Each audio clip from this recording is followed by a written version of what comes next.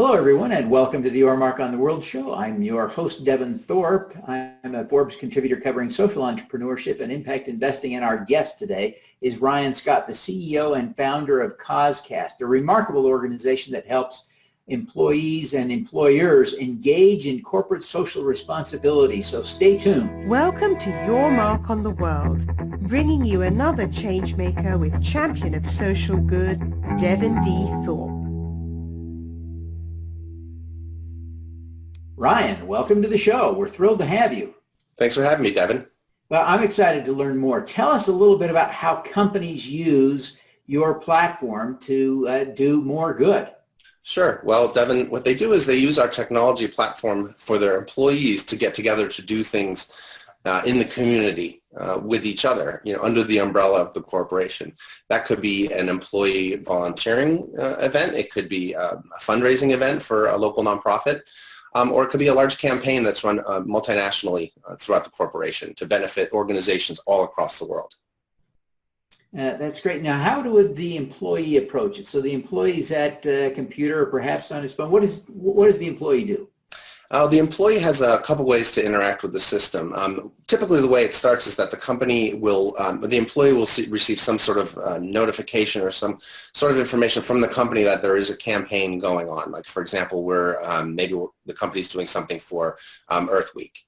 Then they can find different ways to participate that perhaps the company has put in there, or perhaps their coworkers have put in there. Maybe it's to go, plant trees, or maybe it's to raise funds for, a local green organization.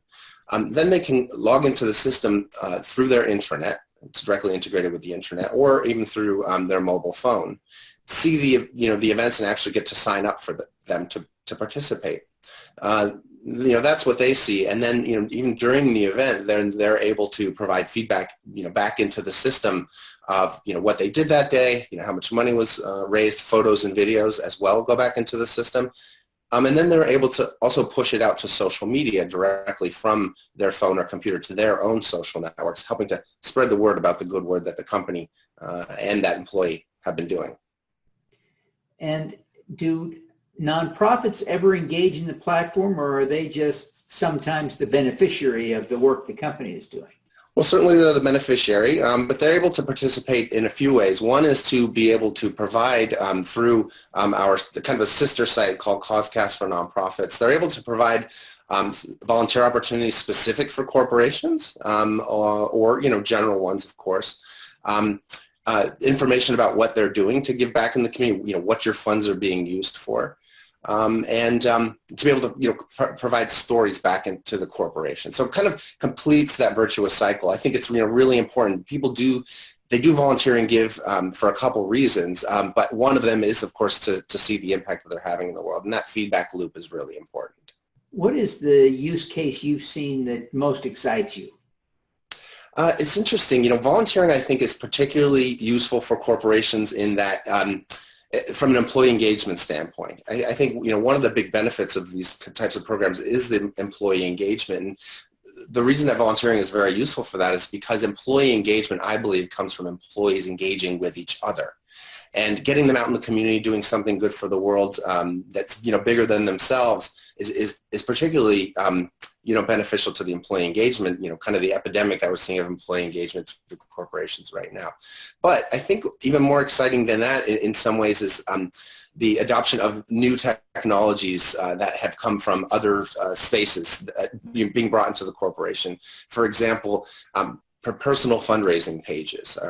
And what we've created in our platform is the ability for employees to raise funds in a competitive, kind of a competition, way where they're raising funds for a cause, but they're competing with their coworkers in different teams and groups for prizes and for fun.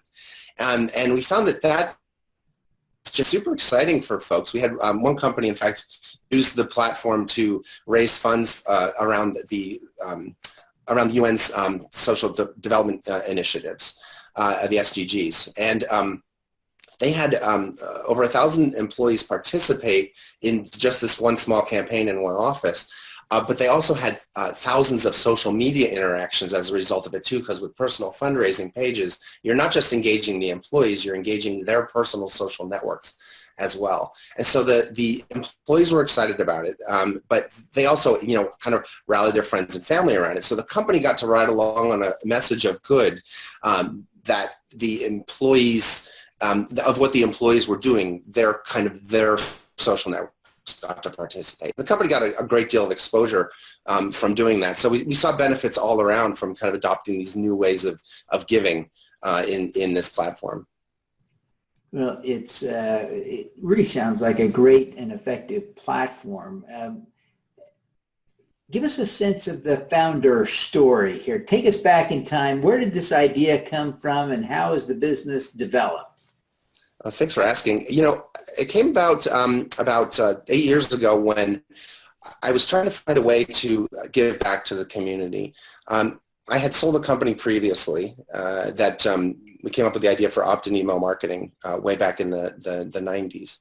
And I sold that company suddenly during the upturn of that time, and found myself suddenly with the ability to give back. And so I had the time and the resources, but I wanted to do something. I tried doing some fundraising and things like that, and I found it to be not quite as satisfying as I would like. I didn't really feel like I was being engaged on all levels. And as a product person and a technology person, I thought, well, and also having had a company, I thought, well, what are corporations doing to give back? Corporations are more powerful than individuals, of course, and they're really the most powerful economic entities in the world. What were they doing to give back? And as I looked at it, I found that corporations were giving back at a much lower rate than individuals were giving. And so why was that when there was supposedly all these employee engagement and other benefits around corporate employee giving? And what I really found out was that the software and the infrastructure and really the products that they were being offered inside the corporations was really not up to the task. It really wasn't. It needed to go through a consumerization phase that a lot of software has gone through for the internet, where you're using software inside the corporation that's not really like the green screen mainframe system. It's really more like the things you were seeing on the internet, like Twitter and Facebook and things like that. And so we set about to develop those technologies and see if we could increase the impact that people were having, the impact that the corporations were having, but also the impact that these programs were having on the corporations, and allowing them to see that impact and be able to measure it, so they could say, well, look, this actually is working as well as the research says it should. And with that increased giving. And I think, we're seeing that it does. We're seeing, corporations come on board, they have an existing program, and they start using the Causecast system, and all of a sudden they have 50% more participation because of all the transparency, because of the social, because of all the technologies and products that we built around this. So give us a sense of the scale of the enterprise today. How big is Causecast today? There's about 50 major corporations on board, some smaller, more innovative companies that will typically adopt the more innovative things that we come out with faster. And then there's larger companies like banks as well. So kind of runs the gamut. They're worldwide. There's most companies today, most all of our clients are multinational. And what we're finding is that even, small companies are multinational from the beginning, because they've got their one employee, in Prague, for example. They want that employee to be able to participate just like everybody else. They want them to feel like part of the company. And this really, the Causecast platform really is a culture builder for these corporations. So that one employee in Prague, if you really want to get, you want them to stick around and have the productivity that everybody else does, you need to include him. And having a platform to be able to handle this type of thing for that employee, or for your 10 employees over here and your 50 over here, is really key. So we've seen a lot of smaller innovative companies come as well, which I think to me is exciting, in particular from an impact standpoint, because all net new job growth is with startups. And so bigger companies are not getting bigger. And smaller companies, there's many of them. So they really need to be included in this ecosystem as well. Very cool. Very cool. So you're helping entrepreneurs with a corporate social responsibility program, but in so many ways, you're just converting them into social entrepreneurs. That's exactly right. And I really think that every company really is a social endeavor, in that it's trying to create value for society in order to stay alive and profit and grow bigger. And I think when you realize that that's really what you're doing, it becomes easier for CEOs to understand that well, we are already doing good for the world with our products and services. To add this, add this element of kind of giving back in a way that your employees want, and that you're going to get retention and recruitment benefits from it. It becomes easier for them to not say, well, look, we've done this, we're paying people salaries, but that's all we can really do, at this time. That's all we've really got time for. It becomes not a nice to have, but a must have at that point. Ryan, you're a remarkable guy. You've done some amazing things, and you are, I'm sure, respected and revered and looked at as a role model. But who do you look up to as a role model? Oh, thanks for asking me that, Devin. I have to say, I think one of the first people that ever inspired me was Nolan Bushnell. I was lucky enough when I moved to Los Angeles, I was on the East Coast, I was lucky enough to meet him, and I can count him as a friend now. And he's always inspired me in that he just kind of what has always set out to, has always done what he set out to do. And he always likes to keep things also fun and interesting at the same time, and is very much a family guy. And I've always looked up to him and wanted to be like him. Also, luckily, when I moved to LA, I was able to meet Elon Musk and count him as a friend. And very much the same thing. He sets out to do something. He says he's going to do it, and he's telling the truth, and he's going to do it. Yeah, it's very cool because he thinks he's going to do some really cool things. Yeah, so, and he is. You could be doing anything. You talked a little bit about this, but I want to just plumb the depths a bit more. You've devoted yourself the last 8 years to this Causecast thing, which is focused on helping other people. You could be doing anything. Why this? Well, when I was a kid, I remember watching the Jerry Lewis telethon. We would stay up for, it was like 2 days long with my parents. And I was 8 at the time. And I really didn't understand what muscular dystrophy was, but I was just really inspired that, first of all, Jerry Lewis would even do this. And then he'd invite, all these friends that would come out and support this cause. It's just kind of this outpouring of love. And so when I was 9, I actually sent away for a kit, how to do fundraising for Muscular Dystrophy Association. And I organized a fair on our street. We lived on a cul-de-sac with about 20 houses, and I organized a fair to raise money for the cause. And I just was I really enjoyed doing that.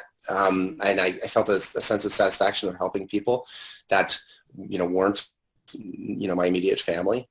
And I think I just kind of got the bug.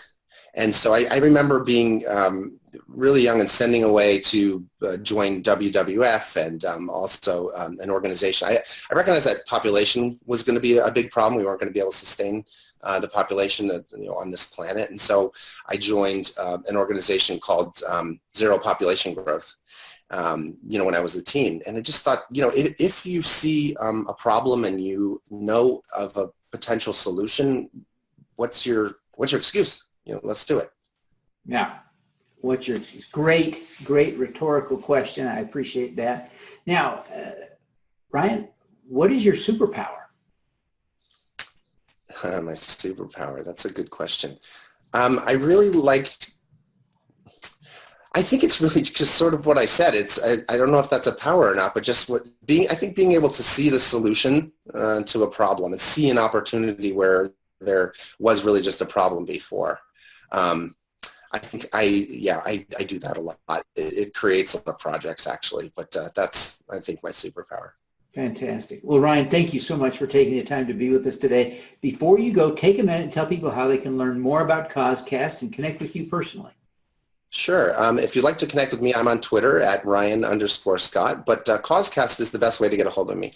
And you can find us at causecast.com. And if you are a nonprofit, you can simply go to causecastfornonprofits.com. Fantastic. Well, Ryan, again, we thank you very much for being here with us today and wish you every success in doing more good with corporations around the world. Thanks, Devin. All righty. Let's do some good. Thank you for listening. This podcast was recorded via Google Hangouts on Air and is available at youtube.com/Devin Thorpe. Subscribe to this podcast on Stitcher or iTunes by searching for Your Mark on the World. Every weekday, Devin hosts a CEO, celebrity, entrepreneur, or other changemaker here on the Your Mark on the World show to inspire and prepare you to make your mark. Devin is a champion of social good, writing about, advocating for, and advising people who are doing good. He is a Forbes contributor who is a recognized thought leader in social entrepreneurship, impact investing, and crowdfunding. To book Devin as a speaker, visit devinthorpe.com. Learn more about Devin's work at yourmarkontheworld.com.